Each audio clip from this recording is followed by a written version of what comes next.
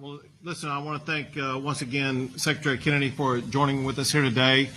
Different topic today than it was yesterday, but extraordinarily important. Also, I want to thank everybody who is behind me right now. They are professional representatives in the healthcare field focusing on rural Texas. And they're just a small number of the many healthcare professionals in rural Texas that are so vitally important. Rural Texas is vital to our state. Texas wouldn't be Texas without rural Texas. And I do want to start this like I did in our meeting earlier, and that's by remembering a part of rural Texas that was just decimated last month, and that is in Kerr County, an area that we have representatives in today working on economic development to get the small businesses back up and running. But a key thing that Kerr County was involved in was in providing health care in one of the darkest moments, one of the most challenging moments they ever had to deal with. But they did it very successfully. They did it because they were prepared to do so. Our goal has to be to ensure that every corner of our state is going to be prepared to respond to the healthcare needs of their community, however unique they are. The rural parts of the state represent the majority of the state, definitely geographically. More than 190 counties are categorized as rural in this state. In those more than 190 counties, we have more than 6 million Texans who have healthcare needs just like everybody else in the entire state of Texas. We have an obligation to ensure that those communities are going to be able to succeed. And an essential component of those communities being able to succeed is having access to health care. We had the opportunity before coming in here to talk about some of their needs, and actually talked about some of the ways that we have addressed those needs over the past two sessions. This past session, Texas provided more than $300 million to address the needs of healthcare in rural Texas. Over the past two sessions, we provided almost $500 million to address mental health care needs in rural Texas. Both of those are pressing, and they require unique strategies to address those needs in the rural setting that's different than what you may find in Harris County or Dallas County. Very importantly, because of what President Trump and his administration did in the One Big Beautiful Bill, it provides $50 billion to focus on rural health care. Texas is going to get $100 million a year for 5 years, $500 million as let's say a guaranteed tranche. And then Texas will compete for parts of the remaining $25 billion. This money is truly going to transform what is going on in the delivery of healthcare in the rural settings. In Texas, we're going to focus that funding on women who are pregnant or recently gave birth, children, seniors, and uninsured Texans. But also we're going to be looking for the correct strategies that are seeking to achieve not only what's needed in rural Texas, but the strategies that are demanded by the administration for the funding. We covered some of those in our meeting earlier that I'll just recount some of them to you. One is to expand and improve the delivery of telehealth, especially behavioral telehealth, to the rural regions. This is so important and just makes sense. And now we have the capability with the advanced technology as well as artificial intelligence, where you can be in one of the tiniest little towns in the state of Texas and have access to some of the best behavioral health doctors in the large medical centers in Houston or Dallas or elsewhere. Along those lines, there's other ways in which we can implement both technology as well as artificial intelligence to really accelerate and advance and improve the provision of healthcare in rural settings. An issue that's, I will call a chronic issue for rural healthcare, and that is staffing. There's pay-based issues, attracting the appropriate medical providers, whether it be doctors, nurses, things like that. We will be using this money to work on staffing issues, but it has to be done in ways that will lead to permanent solutions that will be lasting and enduring past the expiration of the funding that's going to be provided here. And another thing talked about was doubling down on primary care in the rural setting, focusing on helping to ensure that those in rural settings will have the same access as those in the urban settings to be able to prevent getting ill or being subject to diseases that they need that care for. Someone who is leading this charge more so than anybody I've ever seen. It seems to be his life's work and his life's passion, and that is Secretary Kennedy. And you'll see when you hear him what his passion truly is for this. And because of his drive, because of his vision, he's helping the entire country to be healthier, knowing full well that we will be incomplete as a healthy country, incomplete as a healthy state, if we do not prioritize our rural communities. And so I want to thank Secretary Kennedy as well as President Trump for helping to prioritize the vast rural regions of our state to ensure that healthcare in those regions is going to improve. Thank you, Secretary Kennedy. Thank you very much, Governor Abbott. I would add to that one of President Trump's primary passions are the rural areas of this country. These are the areas that he won overwhelmingly because he was communicating his understandings of their importance and their needs. And you just heard this very erudite description of how rural areas, particularly in Texas, provide the food, the fiber, the energy that we use throughout our country. President Trump also understands that there's a cultural importance to us preserving the rural areas of the country. This is the source of our values, our virtues, our character as a people who came from the small towns, from the rural areas. President Thomas Jefferson said that American democracy is rooted in the tens of thousands of independent freeholders who own the land, and without them, who have a stake in our economy, a stake in our system of government, a stake in our culture. And if we lose rural America, which we're in danger of losing right now, we'll lose part of our capacity to preserve and understand and appreciate the American soul and the American experience. Rural America is in crisis, and the rural hospitals are absolutely critical for them surviving these crises.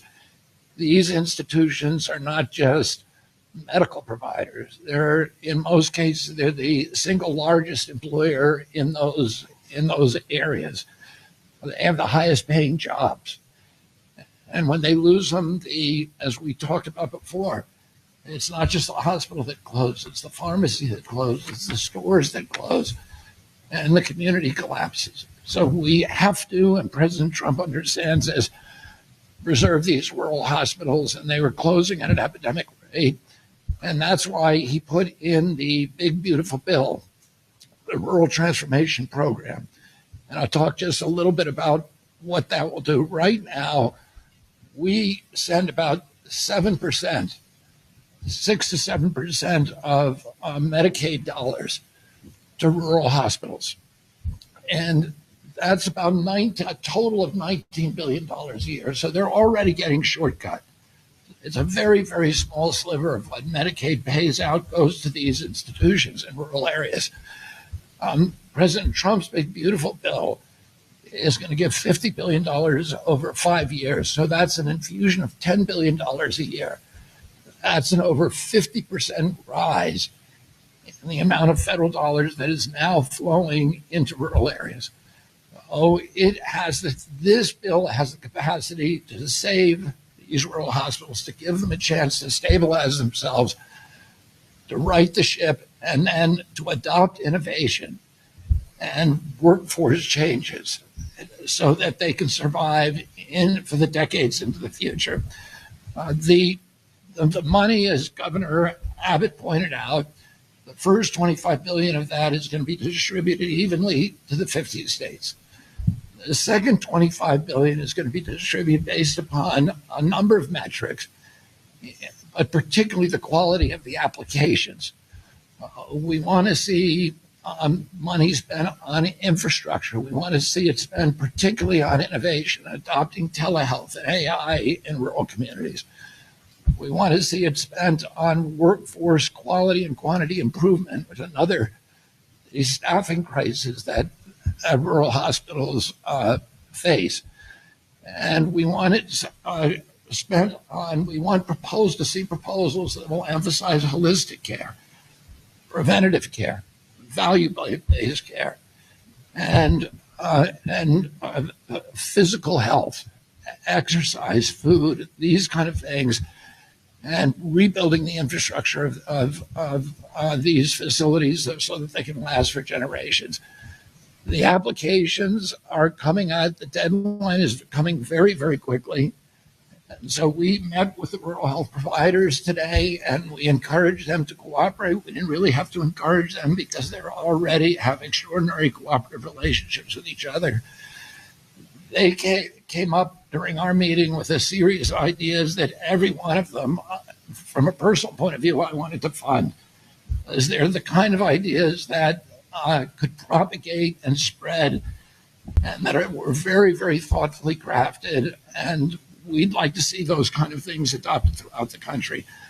I think you have an extraordinary quality of leadership in these rural healthcare in this state. And I'm very confident that the application is going to be a stellar one. One of the things that I talked about with Governor Abbott is that part of the score is going to be how well the state has done at adopting kind of MAHA legislation. And Texas now leads the country, so I think they're going to do very, very well in their application. The decisions will be made by December 1st. We will evaluate all the applications, and then the money will be distributed starting in January. And so I've encouraged Governor Abbott and these wonderful leaders behind me to work as hard as they can to come up with the most innovative solution. I want to say one other thing that is going to benefit rural hospitals in this country. President Trump has signed an executive order that requires, when we at HHS or the other federal agencies want to adopt a new regulation, we first have to get rid of 10 existing regulations. And the rural hospitals are very, very badly overregulated, and it's one of the reasons they have very high costs. We've encouraged the people in this room to provide us regulations that are impediments to them providing good care to their patients, and we will do everything we can to get rid of those regulations, to untie their hands, to allow innovation to flourish, to turn every county in Texas into a laboratory for healthcare innovation. And let's get in the AI and the telehealth and all of these entrepreneurial changes that we can have when you have such a brilliant, thoughtful, and imaginative leadership in the state. Thank you. Thank you very much. We'll take a few questions. Secretary Kennedy, thank you for being here. How can you ensure that the CDC can continue to operate effectively in light of these recent resignations? Oh, if I could just say one thing, I know he'll be happy to answer that in a second. If we could stay on topic first. Thank you for not wasting any time getting off topic. Let's. I know we're going to come back to you, but. I have a question for both you and the secretary. What do you say? We're talking about a December 1st deadline. What do you say to the pregnant woman in Fayette County right now, or the cancer patient in Llano County right now, about keeping their health care options available? Well, I think the big beautiful bill, the money. That's why we want to get money out the door as quickly as possible. This is an unprecedented fast pace, and the reason that we're addressing this with such rapidity, which puts a huge burden on my agency and the federal government to make these decisions, is because we understand the dire need that people in rural areas are now suffering, and we want to get them that money as quickly as we can. Also, in the legislation that we signed in the regular session, there was about $300 million that went to address healthcare needs like that in rural regions in the state of Texas. Secretary, I have a question for you. So you talked about telehealth. We've achieved things within the rural communities, but as you know, many areas of the country are very disabled, behavioral health, workforce shortage area. And so while you're saying telehealth is a solution, if you don't have the staffing across the state to address the needs of families, where do we go from here? How are we going to address the staffing issues to make sure that families in crisis can connect with someone even through telehealth? And is there a plan in place to sustain a 988 crisis lifeline so that you can have a direct source of support? And the journalist and secretary of this stuff, it's important to me to know that that resource follows all the way through to a person in need.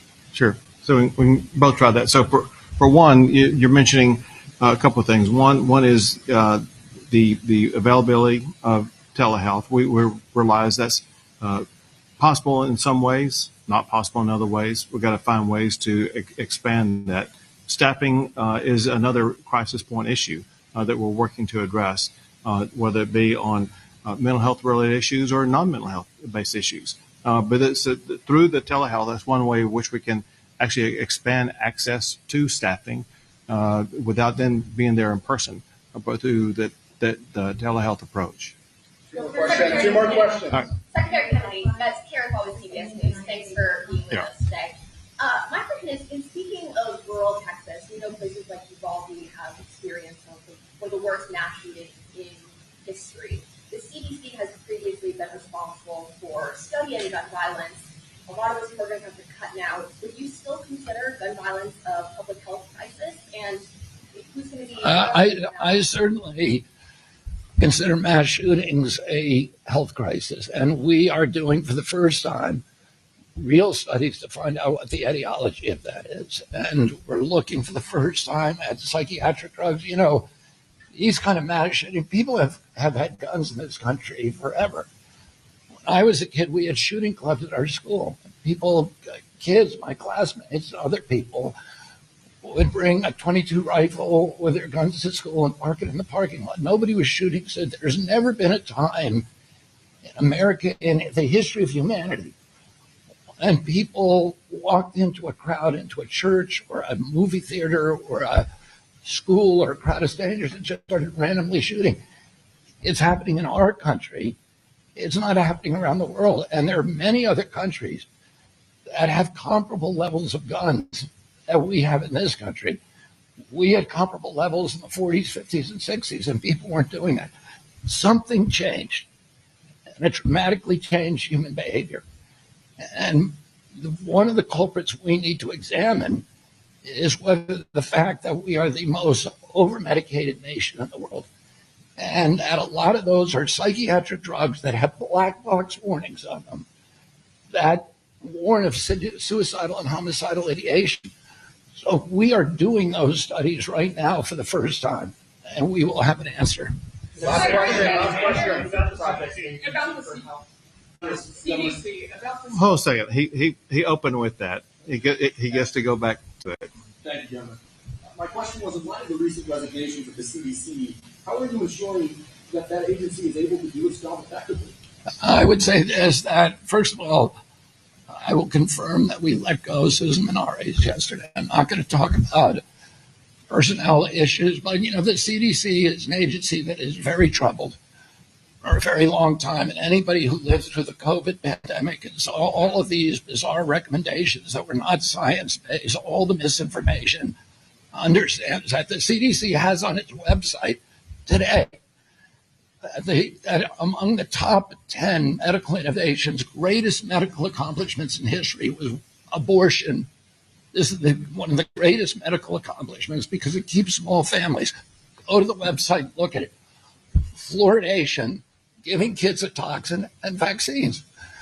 So there's a lot of trouble at CDC, and it's going to require getting rid of some people over the long term in order for us to change the institutional culture and bring back pride and self-esteem and make that agency the stellar agency that it's always been.